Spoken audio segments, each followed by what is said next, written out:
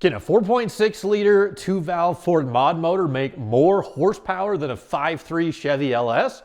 Well, today we're going to answer that question, and the results, they might just surprise you. The only way to really find out how much power your car or truck makes at the wheels is to put it on a dyno and take a measurement. That's exactly what we're doing today on my newest project car, which is also probably going to be my, well, definitely going to be my lowest power project that we have on the channel, but obviously that's going to change, and we just got to get a good number to start with. I like to dyno all my vehicles at every phase along the way. Like I think my ugly truck project, way back when it was bone stock with a 5.3 under the hood, I think that one put down like 220 or 230.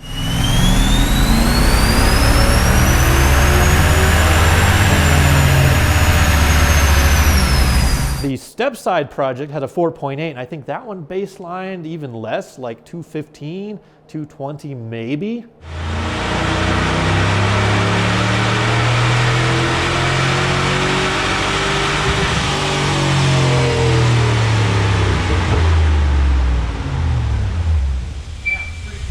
And today, we're going to find out exactly how much power the Mustang makes. I think at the crankshaft, the 4.6 is rated at like 260 horsepower.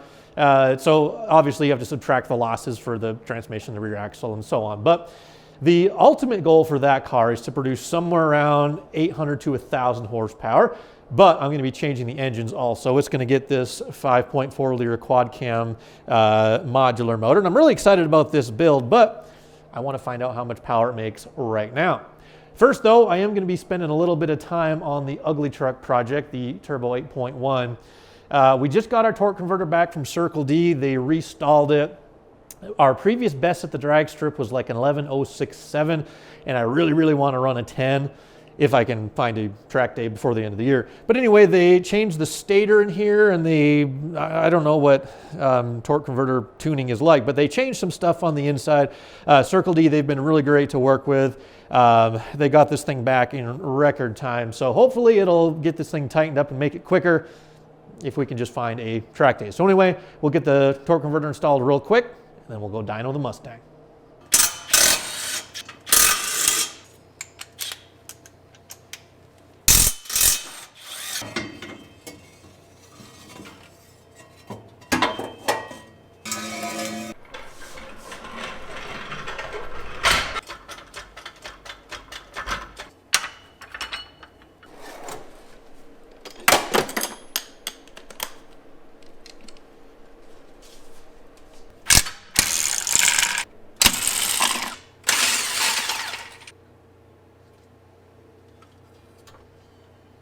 All right, so I just pulled the transmission out. I had it temporarily bolted up because when I built my fender exit exhaust, I wanted to have the drive line at the final angle.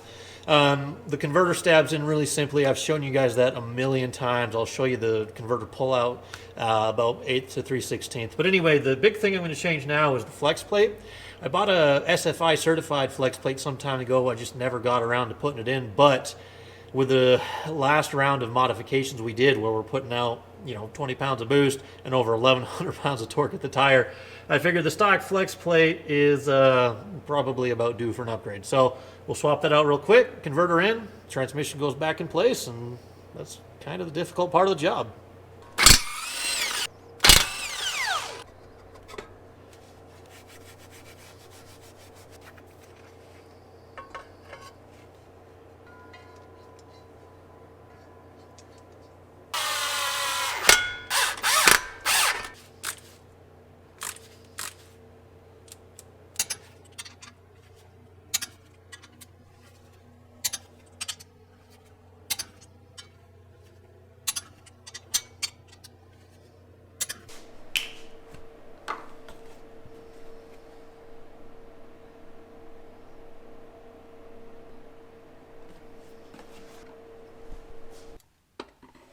There's all that extra fluid.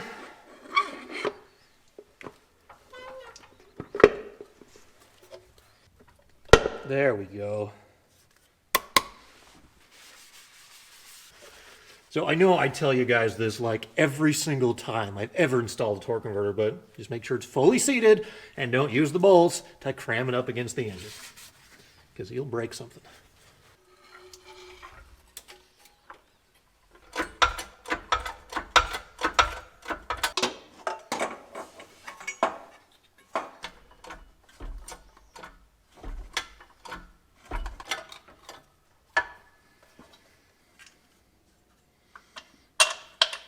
So I'm just verifying converter pullout real quick. If you want to learn more about it, go check out another one of my videos, because I know I've explained this a million times, but the takeaway here is this one needs a thick washer.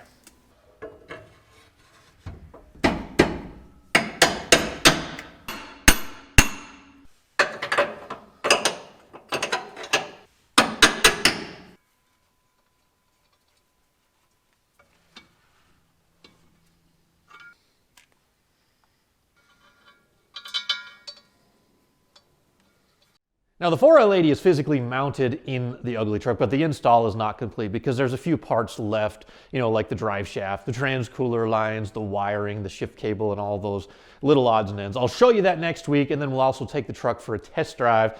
And of course, we're gonna do some burnouts and then find out how we like our new side exit exhaust. But first, it's Friday afternoon and we have an appointment at Advanced HP in Layton, Utah. We're gonna go dyno the Mustang, find out how much power it makes. So place your bets below.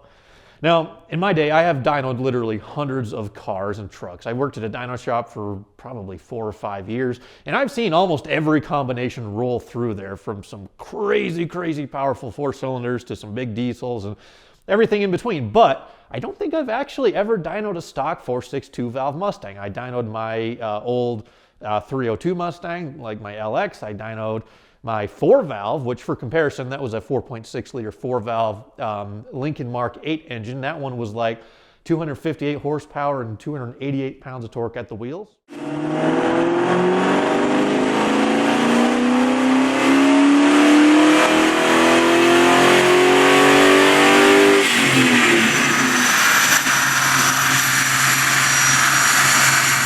And I absolutely loved how that car sounded with the high flow X pipe and the MagnaFlow catback. And I want to duplicate that sound on my new Mustang project when I get this 5.4 liter installed. But anyway, yeah, today we need to figure out how much power the 2-valve 4.6 makes. So let's head to Layton and find out.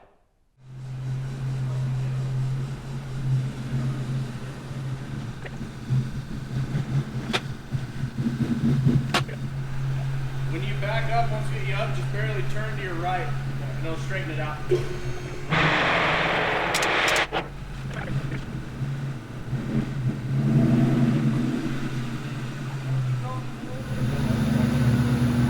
That's our next test, was do the all drive work.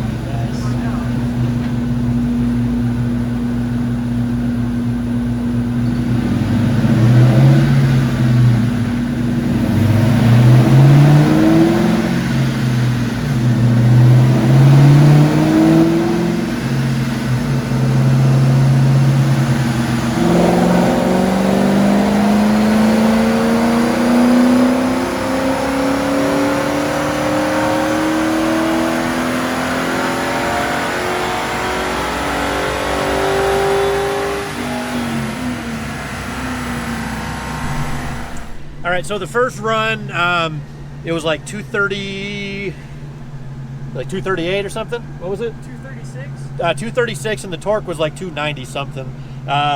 So not bad, I guess. We didn't have any expectations going into this of what it would make. Definitely not amazing, but it's a starting point, and we are going to get better.